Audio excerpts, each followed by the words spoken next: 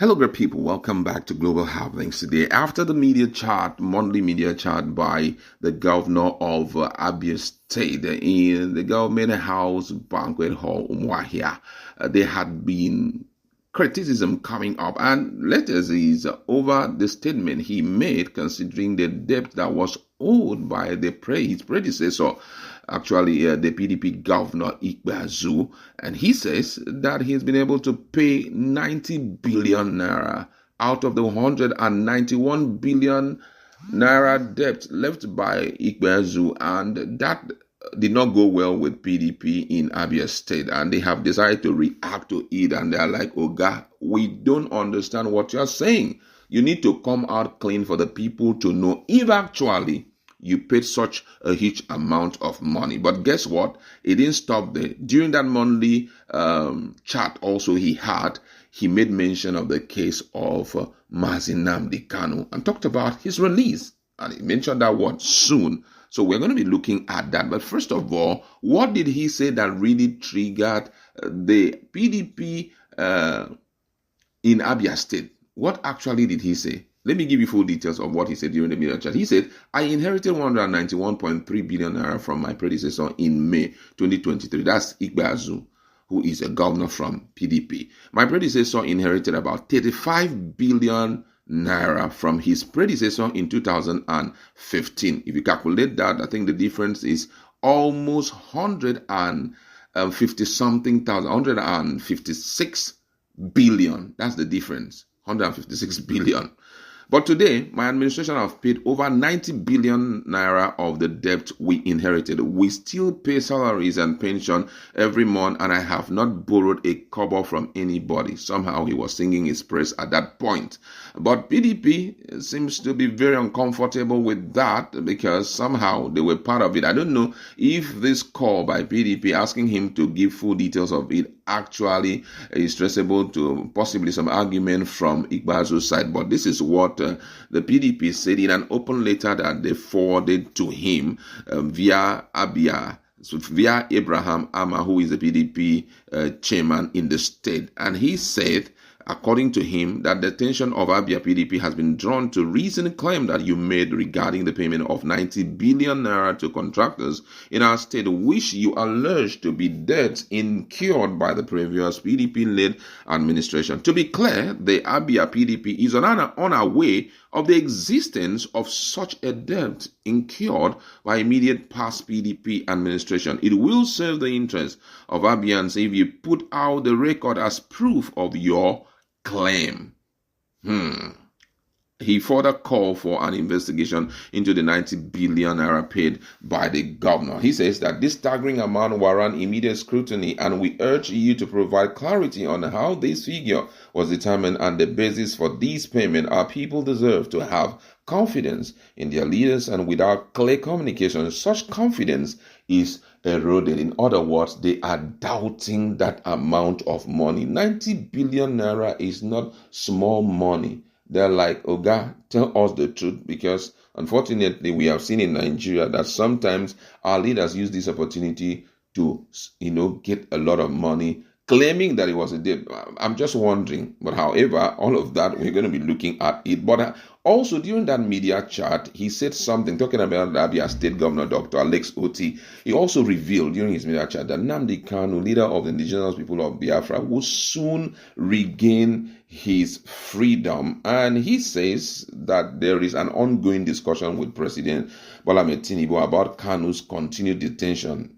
Though he did not disclose anything, but he shielded away from revealing specific details, stressing that sensitive steps are being taken behind the scenes. Sensitive steps are being taken behind the scenes. Don't forget that Nnamdi Kanu is actually from Abia State. So he says a lot is being done, that very soon is going to be released. But the big question is, how soon is soon? Because this soon has been mentioned for a long time. But also, just like an additional thing, a particular well-known prophet in Lagos State had also made mention of the fact that Nnamdi Kanu will be released, talking about woman apostle Ifeyinwa. She came out to make mention of the fact that he's going to be released, but he says he will be released under the scrutiny of the military, and that The people shouldn't rejoice that he's been released because he's going to be rearrested. I don't know how true this is. We are still watching to see how true this prophecy is. During that media chat, a lot of things happened, but let me just pick this two, and my colleague is in the house. We're going to talk about it. That during that media chat, he also made mention of the fact that about 11 civil servants who were involved in pension fraud were going to be prosecuted. All of that, maybe subsequently we're going to be listening to it. But my colleague is in the house looking at all of a sudden PDP demanding for clarity as it has to do with that 90 billion. Because ordinarily, in other states, when you say, I have paid this amount of money, nobody's really interested. But PDP is like, Oga, you need to bring out documents to prove it though. Do you think that there's something fishy here? Or do you think that, because for them to come out to talk about it, I believe that during the period of handing over, you are going to see the assets and also the liabilities. That's the debt and other things left behind. So for PDP to say 191 billion naira, we don't understand what you're saying. We need to see proof. The Abians need to have clarity on this money that you are spending. What do you have to say about it? Well, from the very inception, from the word go, the person of Alex Otti have never hidden his mind and his words. If you check our playlists of many months ago, as soon as Alex Otti entered, he started screaming into high heavens. He screamed, he shouted, he literally accused the former governor, over a lot of things, of which it was as if it was words of war of words. He would say the Ikpazu would counter. He was, after a while, they had to do some sort of forensic analysis on some of the claims that Alex Otti did. We took time to really, carry some of these videos and this news when it was trending. And after the forensic research, Alex Otti, Ikpezu insisted that he wanted to see that he should make it public and all that. A lot of things were said that period. Alex Otti didn't keep quiet and started talking now. Alex Otti had been talking about this. It's just that, after a while, when they gave it to Ikpezu to talk, Ikpezu then said that the challenge Alex Otti had was that he was doing what we call repetition of some of the expenses. Some of them, which he said, according to Ikpezu, bring about unity, open the space, solidify the party, and make sure that the party bounces back to its winning ways. But for whatever reason, bring back everyone back to the ever accommodating umbrella called PDP. Can't do that no matter whatever grievances whoever has, we want everybody back to the PDP so that we'll creditably perform the role expected of us as the opposition party at the moment, soon to be the... That what was written there was, okay, you collected loan strictly for the issue of airport, but you didn't build it. So where was the money? So Ikpezu was now saying, no, it wasn't a case of building the airport. It was a case of we couldn't build it because other exigencies came over that we analyzed and we said, okay, let's not do airport again. Let us do this one. That is, you go and check that the money was diverted. He now said, no. The purpose of the loan, don't forget that Alex Otti is an ex-banker. Yeah, exactly. So he understands when you get a loan, the bank ought to follow you through to see what you use the loan for. So how can you collect this money and you now come out and say, actually, which road, even when you mentioned the road, which of the roads did you say you did? So such a huge amount of money. So it was the back and forth until some people were like, Alex Otti, I beg, this is not governance. Are you here to do EFCC work? First, the work, is it tired? If you feel you can't do it, step down, let somebody who will not be given excuses. So he had to pipe low. People were telling him, look, just face whatever you see, just work with it first. So he piped low. He started, bringing dividends of democracy to the Abians. Now he's back.